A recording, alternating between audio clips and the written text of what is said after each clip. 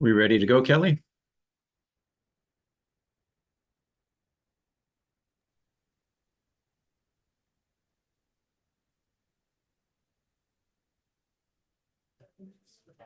Gary, were you saying something? Yes. Start. Are you ready to go? Yes, One, about 1 minute, 6 o'clock 30 right now. minutes. I'll let you know here, just like. We're good. Okay. All right, we're good. All right, let's start the city council meeting November 12th, 2024. We are on YouTube as well as Zoom. There's a couple of council members on Zoom tonight. And so with that, we do have one council member, Marcus Tangent, who has notified me he will try to get on here shortly. So he might be joining us, he might not be. So with that, can we stand for the Pledge of Allegiance?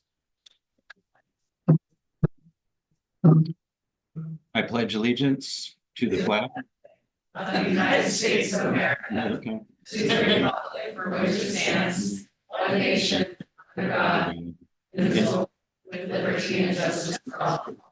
I know. Thank you. Kelly, have you heard anything from Marcus? I have not. Okay. Councilmember Donahue just joined us though, so. Oh, we did. Okay. Marcus indicated that be a few minutes. So. Councilmember Donahue, can you hear us? Yes, I can hear you. Can you hear me? Yes, thank you. Thanks. Okay, why don't we go ahead with a roll call, Kelly, if you would. Yes, just a moment. I do see Marcus coming in right now. Hold on. Okay.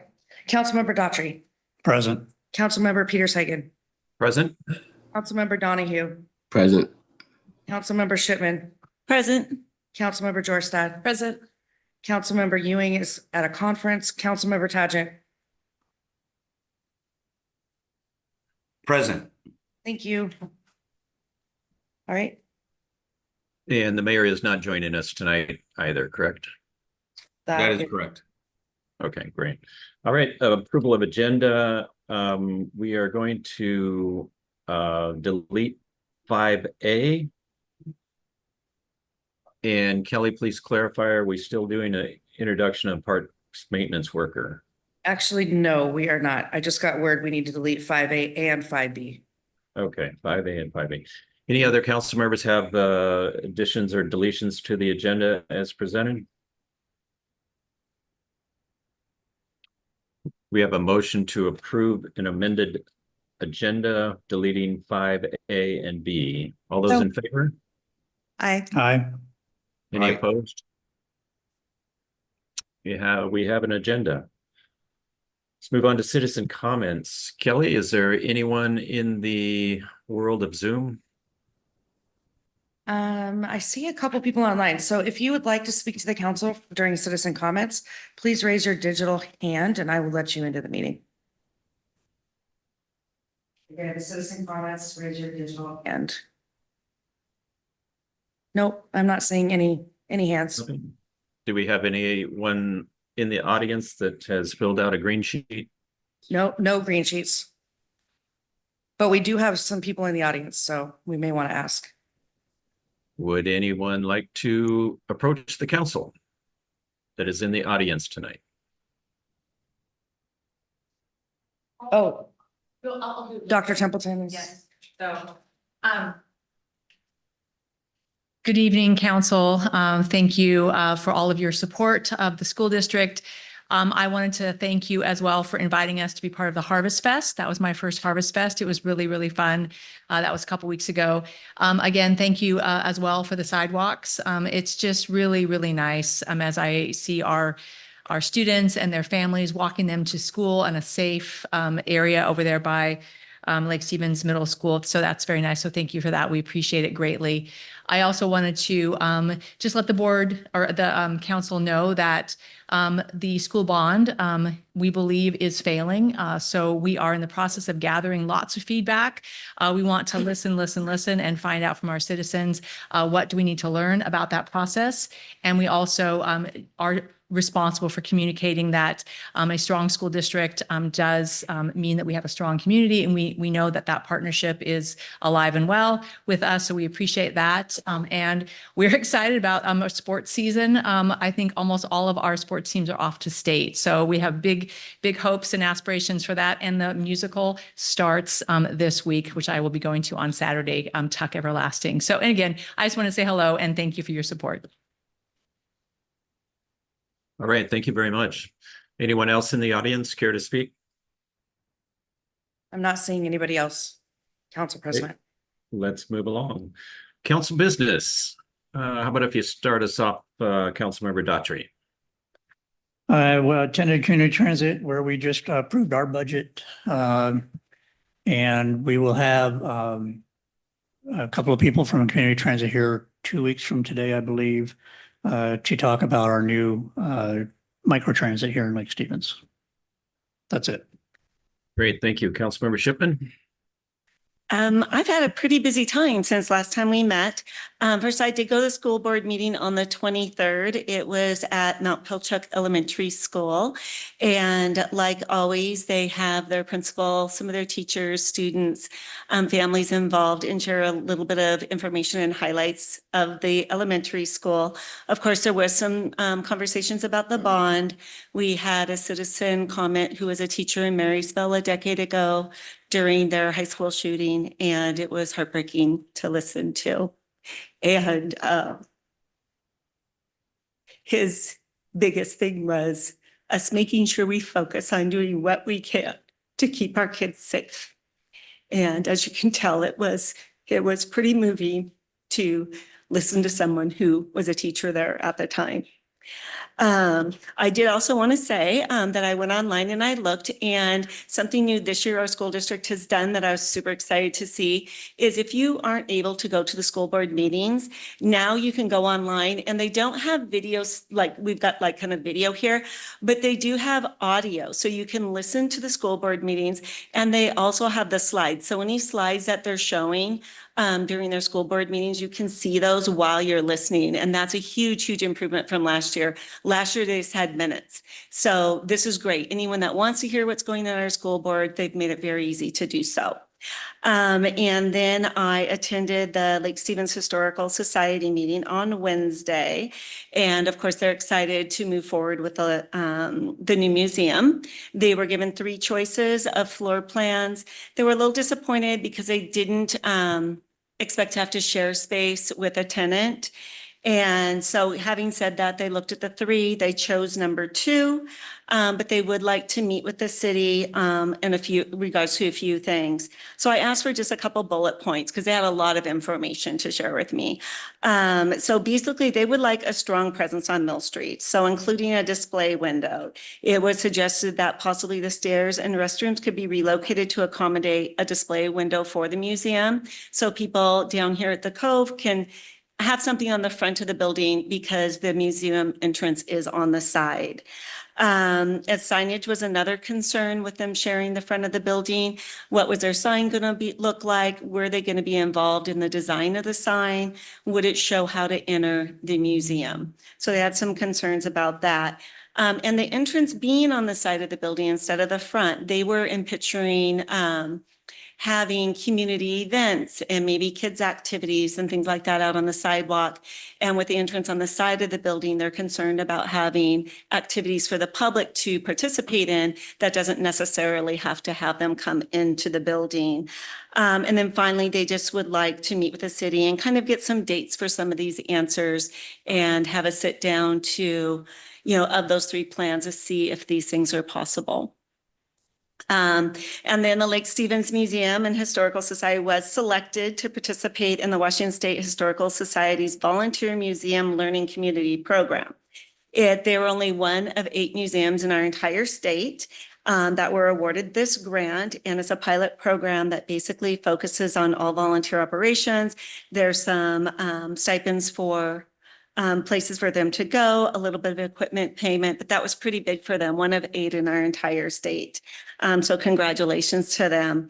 And then on Monday, I went to our senior center.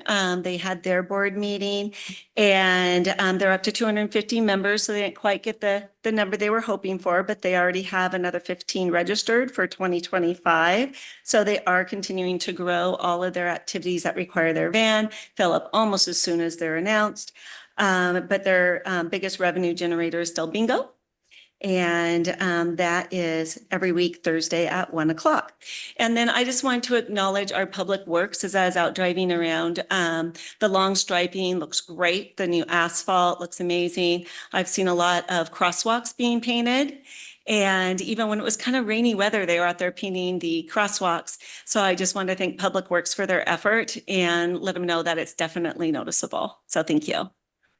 Great, thank you. Councilmember Georgetown. Nothing for me tonight. Thank you. Councilmember Tagent.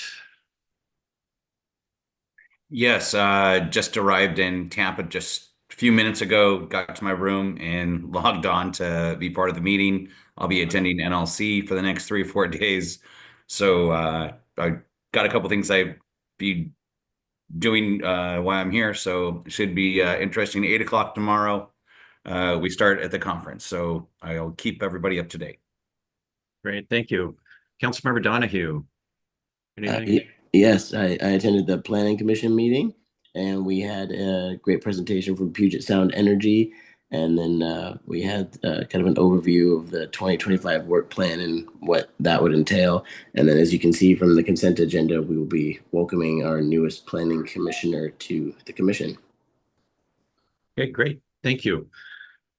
I myself would like to echo Councilmember Shipton's comments regarding public works. In particular, it's great to see the striping, new asphalt, kind of dressing, cleaning up our city, I guess you might say, and certainly look forward to those activities again here this next season. So we'll keep chipping away at the list of the things we have and appreciate the hard work everybody's doing.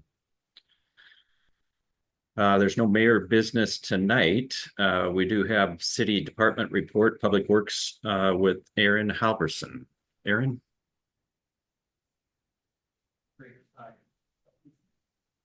There we go. Thank you, Council President. My name is Aaron Halverson. I'm the City Public Works Director. Thank you, Council, for this opportunity to give you the department report. There were 2 things that came up at previous council meetings that I wanted to speak to tonight. First, a question we got from the council.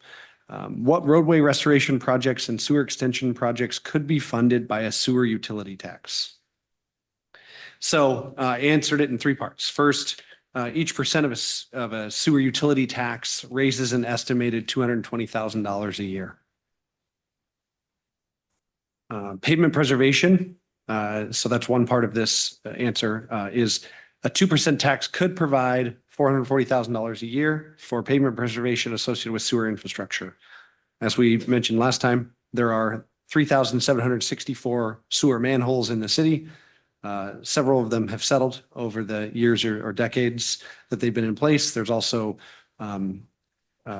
sewer trenches that have settled as well. And that obviously causes some challenges for our pavement preservation. So nearly $500,000 that could be used at a 2% tax each year pretty easily on pavement preservation.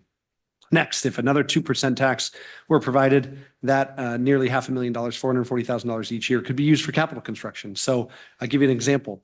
Over 3 years, perhaps through a loan or loan repayments using this funding, the city could construct a sewer main on Soper Hill from Lake Drive to the new roundabout near Highway 9.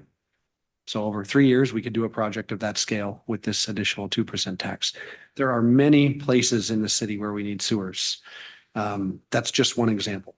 So essentially a 4% sewer utility tax could provide funding for pavement preservation at nearly $500,000 a year. And again, another $500,000 or so for capital construction.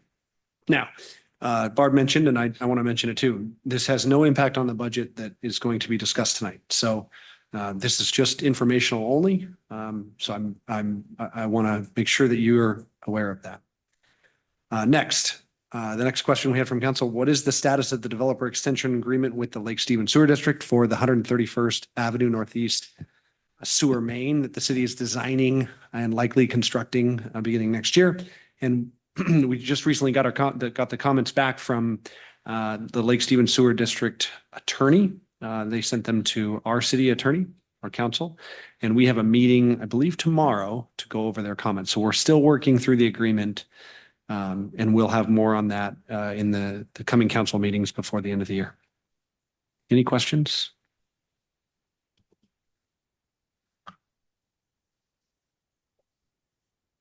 Thank you. Yeah, excuse me, Aaron. Yes, I do have a question. I touched the little raised hand button, but I guess it didn't register. I'm sorry.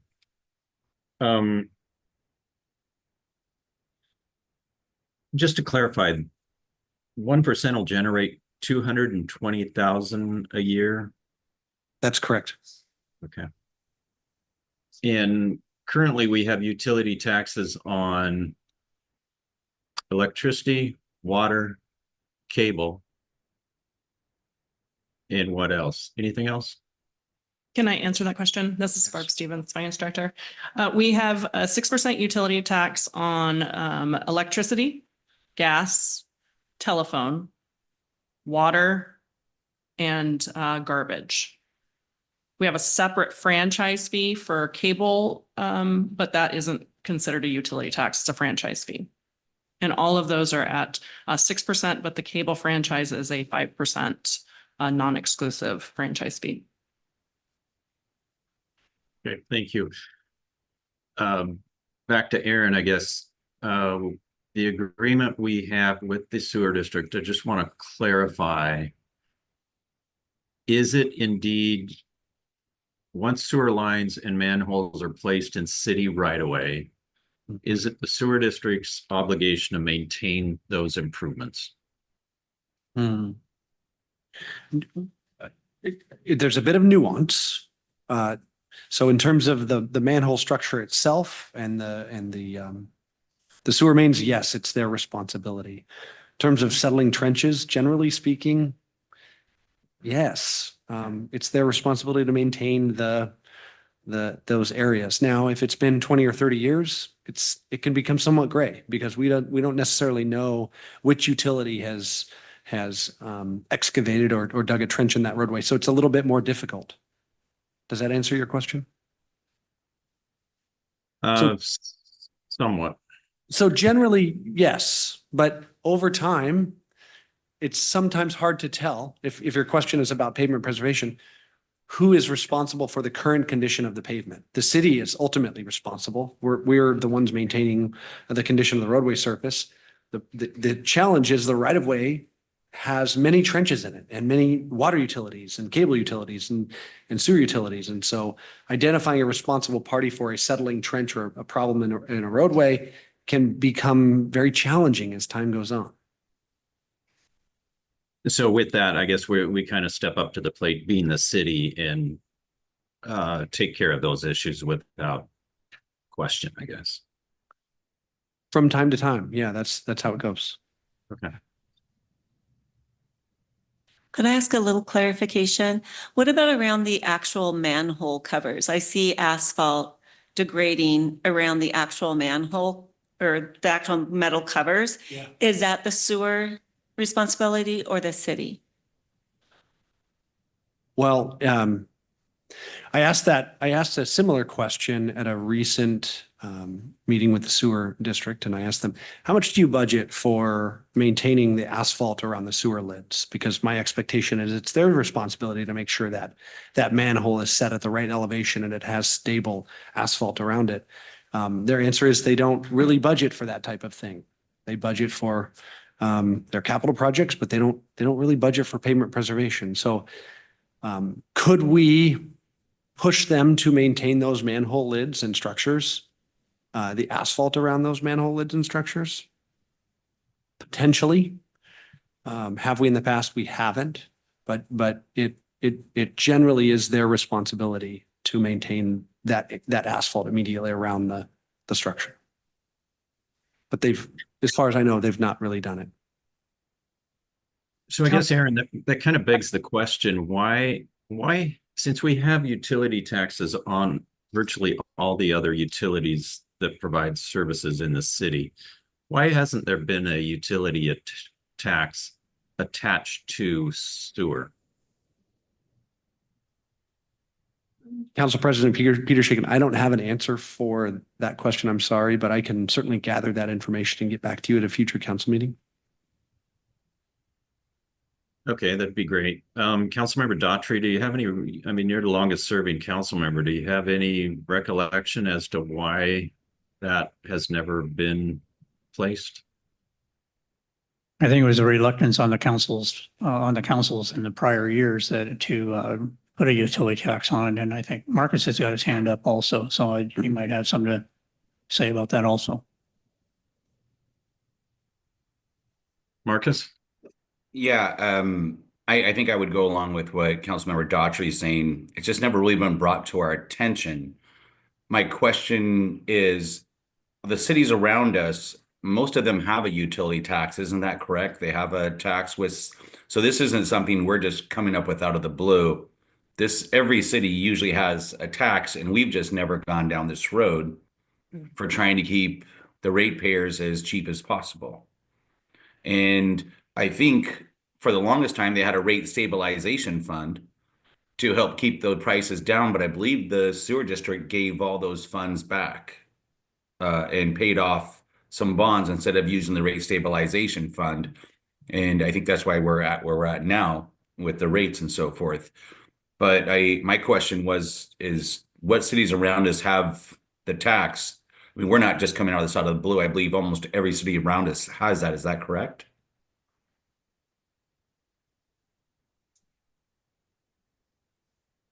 Barb Stevens, Finance Director again.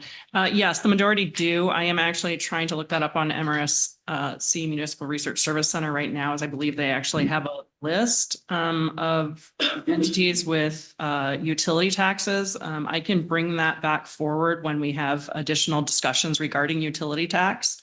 As I understand, Director Halverson is going to bring back some information, so we can bring back this information as well. Great, thank you. So any other questions or comments regarding this particular topic? Council President Peter Shaken, can I say one more thing? Certainly. Okay, so the reason we're here is each year we do an annual overlay, and we've done that a little more aggressively recently. And the Streets Fund and TBD are the two funds that enable us to do that. have been paying for adjustments in sanitary sewer manholes in those areas. And it's tens of thousands of dollars to do that and trench repairs. And so essentially what's happening is funds from gas tax and general fund are subsidizing these improvements associated with sanitary sewer infrastructure. And we're trying to right that wrong. So that's what we're discussing with this potential utility tax. We're not saying necessarily that this is going to go to administration. We're saying the suggestion here is perhaps it go right into pavement preservation, the things that the sewer utility is affecting, and capital construction projects. So expanding sanitary sewer access to portions of the city that don't have it. So I just wanted to add that little bit of context in case that helps. Okay, great. Thank you. Thank you. I've got a question real quick, Gary, if I may. This is Councilmember Sure. Tadgen. I Certainly. noticed that there's a lot of trenches they get done, and then within 3 to 4 months, they become concave and not operating the way they're, I believe, supposed to. Who's monitoring that? Councilmember Tadgen, we monitor that. Public Works monitors that as much as possible. So we have hundreds of right-of-way permits around the city where trenches are dug in the right-of-way. We try to keep an eye on those things. If you're seeing those things, please let us know. We do try to catch them. We can't catch them all. And then we work with the utility to correct it. So if the sewer district is allowing this to be done, or we're allowing it for the sewer district, then they would be responsible to come back and take care of that. Is that correct? That's correct. Great. Thank you. Any other questions or comments regarding this subject? Council President, before we move on, I think we missed a motion to excuse Councilmember Ewing. If we could do that, that'd be great. Yes, I'm sorry. It's okay. Well, let's finish up with this particular item and then we will do that housekeeping. So no other further comments, questions regarding utility tax? Okay, moving along, if we can have a motion to excuse Councilmember Ewing from tonight's council meeting. So moved. Second. All those in favor? Aye. Aye. We have approval for that, Kelly. Thank you. Thank you. Consent agenda. We have a number of items on there. We have a motion to approve. Move to approve the consent agenda. Second. All those in favor of approving the consent agenda signify by saying aye. Aye. Aye as well. Moving along, we have a public hearing regarding budget ordinance 1191. This is the second public hearing, and I will turn it over to Barb Stevens. Thank you, Council. I believe the public hearing needs to be opened. We can do that. Do we do that prior to your presentation? Yes. Yes. Okay. Yeah, So at this moment, Yeah, if you open the public hearing and then call on Barb to give a report. okay, at this point, we will open a public hearing regarding budget ordinance 1191. Thank you, Councilmember Peter Shagan. Let me share my screen. Okay. Okay, so this is public hearing number 2 for our 2025 budget. There have been very, very few minor changes, so I will basically just be going over those tonight. We are coming to the end of this process. As you can see, based on our timeline, we are at the final public hearing and budget adoption stage. And as mentioned previously, our 2025 budget priorities of enhancing safety and maintaining infrastructure do align with our long-term strategic priorities. Again, this is just a look at our overall budget ordinance. As I mentioned, there will be a couple of changes, very minor. If I can change the slide.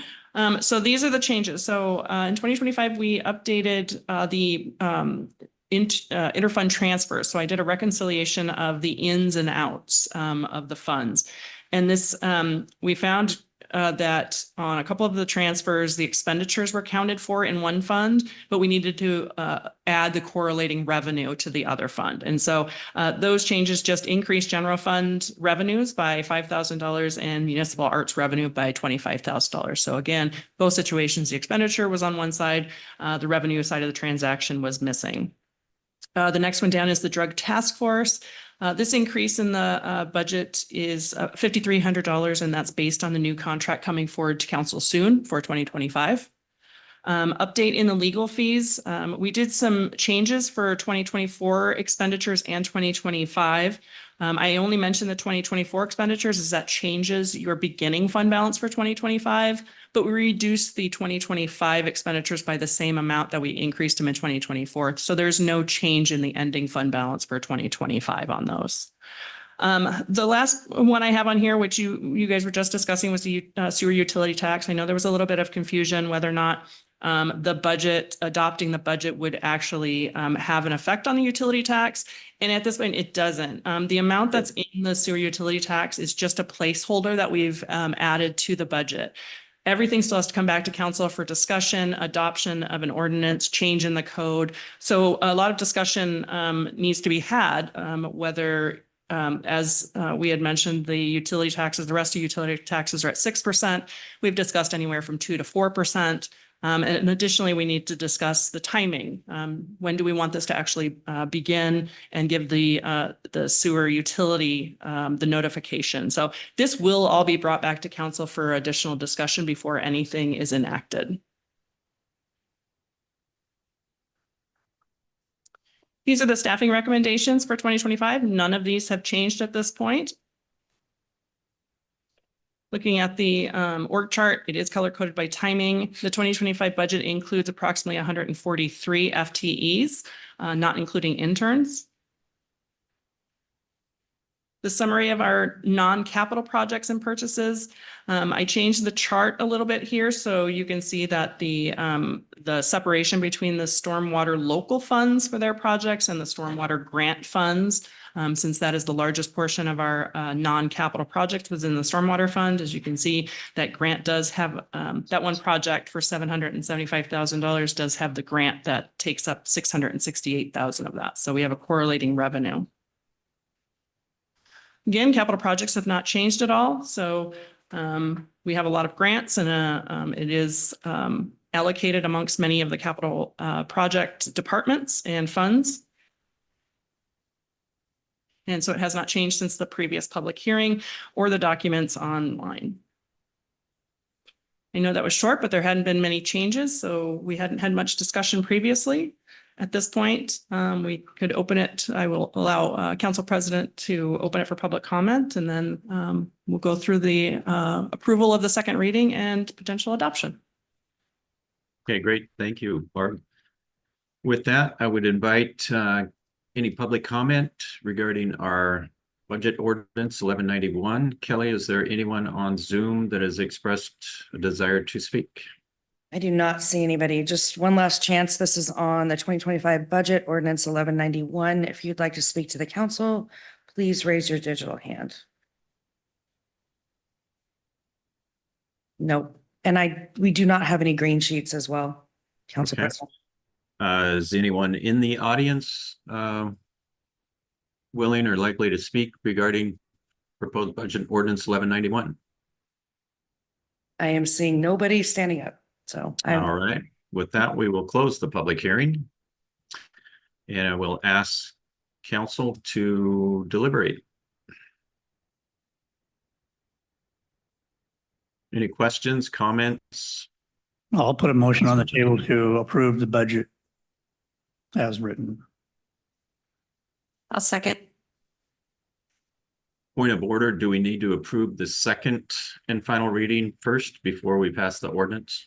You can do them as one motion. Okay. Councilmember Daughtry, can you amend your motion, please?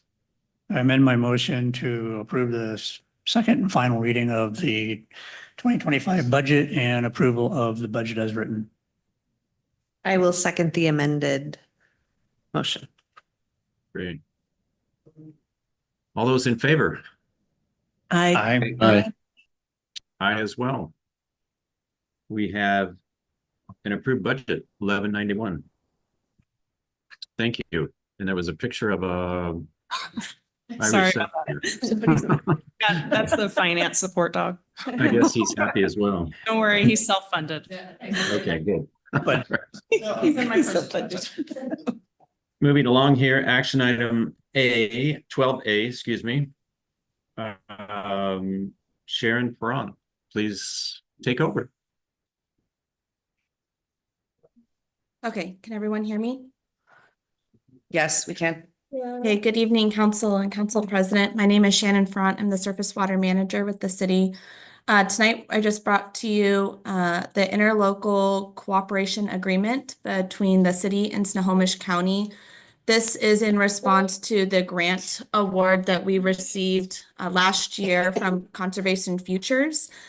We used this money to purchase the 6 properties on Hartford Drive and demo the greenhouse there on Hartford Drive.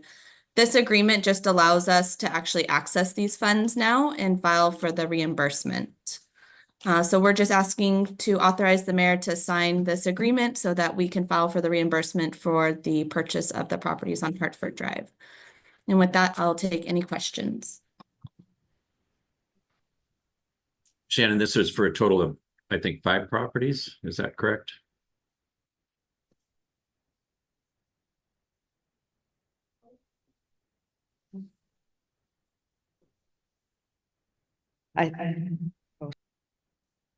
Council President. I think she may be frozen. Oh, Am I frozen?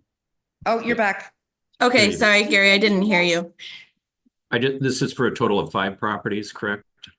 It's actually 6 parcels. There's one really, really skinny one that was there at the end of Hartford, closer to Old Hartford, but yeah, 6 in total.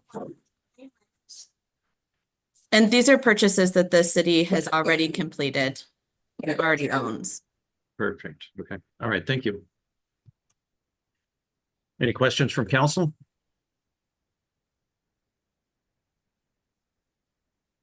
You should note that, and it's in your packet, the conservation easement that will be required to be recorded. That will place a perpetual conservation easement on the property. Staff just negotiated terms of that with the county. We made a few edits, but it's so what Thanks for adding that. that means is that we have to go through them to go in and do the work that we're doing in that area, right? well They have to approve that work.